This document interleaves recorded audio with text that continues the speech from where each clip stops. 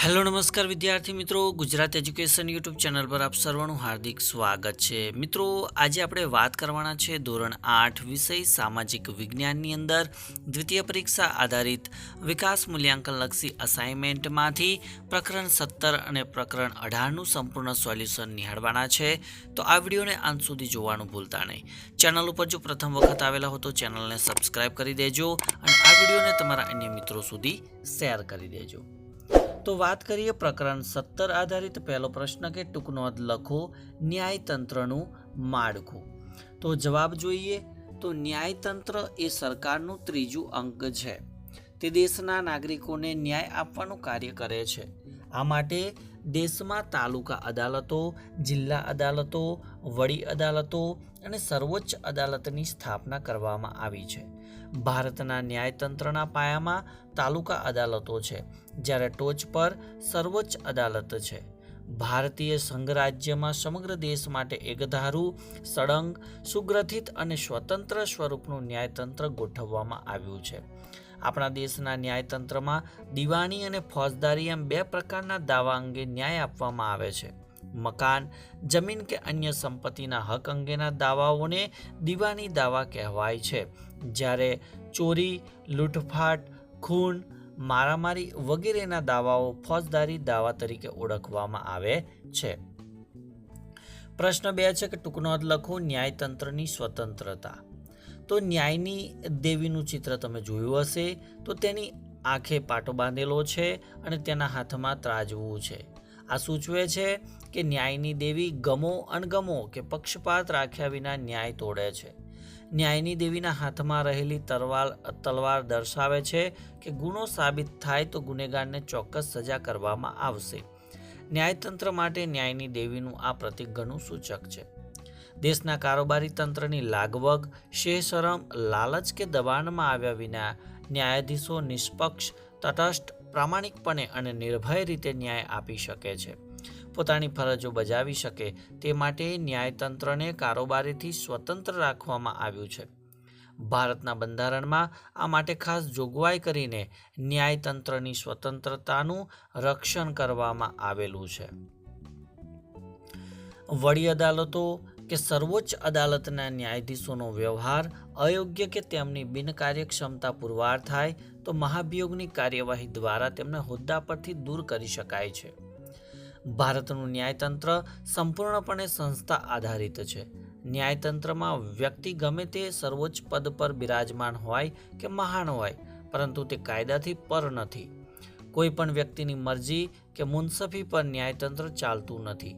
પ્રજાના પ્રતિનિધિઓએ ઘડેલા અને અમલમાં મૂકેલા કાયદા મુજબ જ ચાલે છે. ત્યારબાદ પ્રશ્ન 3 કે વડી અદાલતની સત્તા અને કાર્યો જણાવો. તો વડી અદાલત દીવાની, ફોજદારી અને મહેસૂલી સંબંધી દાવાઓ સાંભળી ન્યાય આપે છે. બંધારણની કલમ 226 અનુસાર રાજ્યના સંદર્ભમાં મૂળભૂત હકોના રક્ષણની બાબતમાં વડી અદાલતો આદેશો, હુકમો જારી કરે છે. તે તેના અંકુશ હેઠળની તાબાની અદાલતોએ આપેલા ચુકાદાઓ વિરુદ્ધની અપીલો સાંભળીને ચુકાદા આપે છે. તે તેના તાબા હેઠળની રાજ્યની બધી અદાલતો પાસેથી કેસ, પેપર્સ કે રિપોર્ટ મંગાવી શકે છે. તે તેના તાબા હેઠળની અદાલતોના વ્યવહાર અને કામગીરીનું નિયમન કરવા સામાન્ય નિયમો બનાવીને તેમને મોકલી શકે છે. તાબાની અદાલતોએ તેમના હિસાબો અને નોંધો કેવી રીતે રાખવી તેનું તે માર્ગદર્શન આપે છે. તે રાજ્યપાલને કાનૂની બાબતોમાં પણ સલાહ આપી શકે છે. ત્યારબાદ મિત્રો આપણે વાત કરવાના છે પ્રકરણ 18. એમાં પહેલો પ્રશ્ન છે કે બાળકોને કયા કયા બાળ અધિકારો મળે છે. તો જાતિ, રંગ, લિંગ, ભાષા, ધર્મ કે રાષ્ટ્રીયતાના કોઈ પણ ભેદભાવ વિના પ્રત્યેક બાળકને જીવન જીવવાનો જન્મસિદ્ધ અધિકાર છે. માતા પિતા દ્વારા બાળકોનું યોગ્ય રીતે પાલન પોષણ થાય એ રીતનો દરેક બાળકને અધિકાર છે. પોતાના વ્યક્તિત્વનો વિકાસ સાધી શકે એ માટે દરેક બાળકને શિક્ષણ મેળવવાનો મૂળભૂત અધિકાર છે. દરેક બાળકને તેની વય કક્ષાને અનુરૂપ રમતગમત અને મનોરંજનની પ્રવૃત્તિમાં ભાગ લઈ તંદુરસ્ત, સ્વસ્થ અને આનંદી જીવન જીવવાનો પણ અધિકાર મળેલો છે. દરેક બાળકને તેના અંતઃકરણ મુજબ ધર્મ અને તેના સમુદાયમાં રહેવાનો અને પોતાની સંસ્કૃતિ જાળવવાનો અધિકાર છે. દરેક બાળકને પોતાની અભિવ્યક્તિ કરવાનો પણ અધિકાર છે. દરેક બાળકને શારીરિક કે માનસિક શોષણ, હિંસા અને યાતનાઓ સામે રક્ષણ અને સલામતી મેળવવાનો પણ અધિકાર છે. દરેક બાળકને સામાજિક સુરક્ષા દ્વારા સામાજિક વિકાસ સાધીને તંદુરસ્ત જીવન ધોરણ પ્રાપ્ત કરવાનો પણ અધિકાર મળેલો છે. ત્યારબાદ પ્રશ્ન 2 છે કે સામાજિક અસમાનતા માટે કઈ કઈ બાબતોને જવાબદાર ગણી શકાય?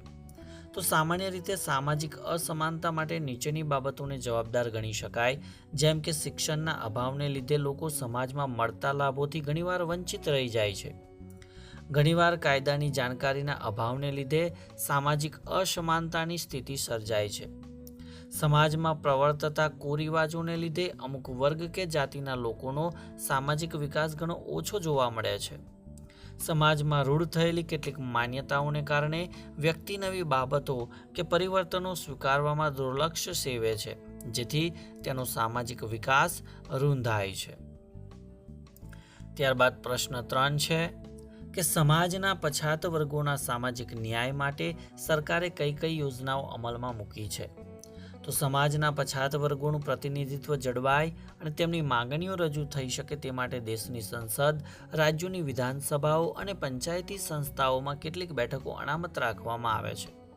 સમાજના વંચિત અને શોષિત વર્ગોમાં શિક્ષણનું પ્રમાણ વધે અને તેનાથી તેમની સામાજિક સ્થિતિમાં સુધારો થાય એ માટે શૈક્ષણિક સંસ્થાઓમાં તેમના પ્રવેશ માટે કેટલીક જગ્યાઓ અનામત રાખવામાં આવે છે.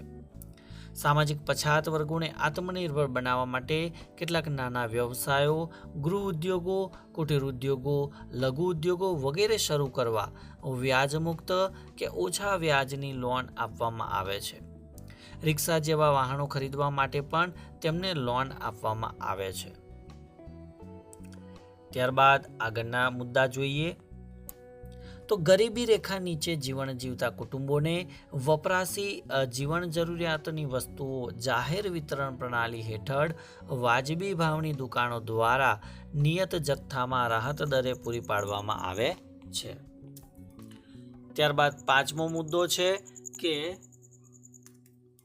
પછાત વર્ગોના યુવક યુવતીઓને ઉચ્ચ શિક્ષણ પૂરું કરે ત્યાં સુધીની આર્થિક સહાય રૂપે સ્કોલરશીપ, ફી માફીની સુવિધા, આશ્રમ શાળાઓ વગેરે સગવડો પૂરી પાડવામાં આવે છે. તો વિદ્યાર્થી મિત્રો, આ વિડીયોની અંદર આપણે 2 ચેપ્ટર 2 પ્રકરણના પ્રશ્નોનું સંપૂર્ણ સોલ્યુશન નિહાળ્યું. તો ચોક્કસથી તમને આ વિડીયો ગમ્યો હશે તો વિડીયોને લાઇક કરી દેજો, શેર કરી દેજો અને ચેનલ ઉપર જો પ્રથમ વખત આવેલા હો તો ચેનલને સબસ્ક્રાઈબ કરી બાજુમાં આપેલ બેલને પ્રેસ કરી દેજો, જેથી આવનાર તમામ નવા વિડીયોની નોટિફિકેશન સૌપ્રથમ તમારા સુધી પહોંચતી રહે. તો નેક્સ્ટ વિડીયોની અંદર આપણે મળીએ. ત્યાં સુધી જય હિન્દ, જય ભારત.